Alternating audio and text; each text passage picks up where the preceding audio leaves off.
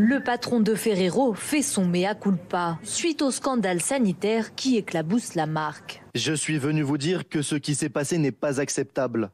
On est désolé, je suis désolé. En avril dernier, Ferrero rappelle des produits Kinder en raison de cas de salmonellose. Bilan en France, 81 enfants malades, 22 hospitalisés. Plusieurs familles ont d'ores et déjà entamé une action en justice. Leur avocat dénonce une opération de communication de la part du directeur de la marque. Alors c'est vrai que ces excuses arrivent 2 mois après le scandale.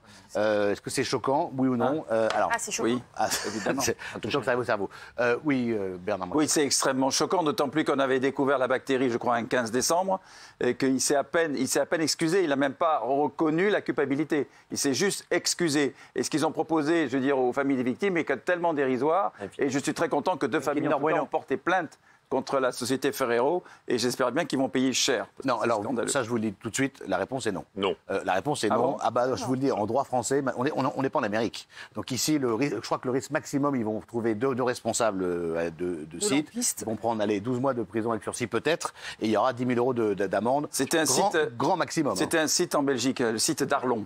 Oui, alors vous dites non, vous. Non, mais c'est une communication qui arrive tard, certes, mais au moins elle est claire. Elle est explicative. Voilà, elle est explicative, il reconnaît ses torts, il s'est excusé, il prend le temps d'échanger parce qu'il a échangé avec les lecteurs du Parisien. Donc franchement, à part le faire un peu plus tôt, je vois pas ce qu'il aurait pu faire d'autre. Et surtout, il a rassuré les consommateurs sur le fait qu'il n'y aurait pas de problème avec les autres marques produites dans cette usine et les autres produits. Donc je vois pas ce qu'il peut faire d'autre à part communiquer un mois ou deux. Mais les excuses, elles sont maladroites. Elles sont très maladroites parce qu'il y a quand même des enfants à l'hôpital, etc. C'est excusez-nous.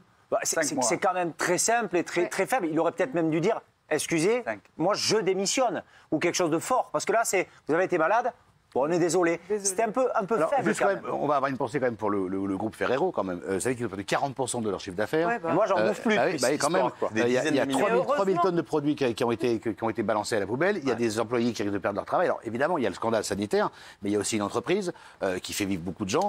Non, mais ça va continuer. Des dizaines de milliers de personnes. Donc encore une fois, c'est aussi la faute des dirigeants qui aussi tuent leur entreprise avec cette communication aussi pitoyable. C'est-à-dire que s'ils avaient réagi tout de suite, en communiquant de manière publique, et 2, en allant à la rencontre des familles, puisque je vous rappelle ici qu'on avait reçu une maman qui nous avait expliqué la terrible maladie de sa fille, et qu'elle nous avait expliqué que personne ne l'avait contactée, ni pour s'excuser, ni pour lui dire merde, ni rien. À un moment, tu manques de respect envers les consommateurs, tu tues la marque et tu tues les salariés qui travaillent pour toi. Donc c'est triple peine. Pour la marque, je vous rassure, Findus, tout le monde a oublié.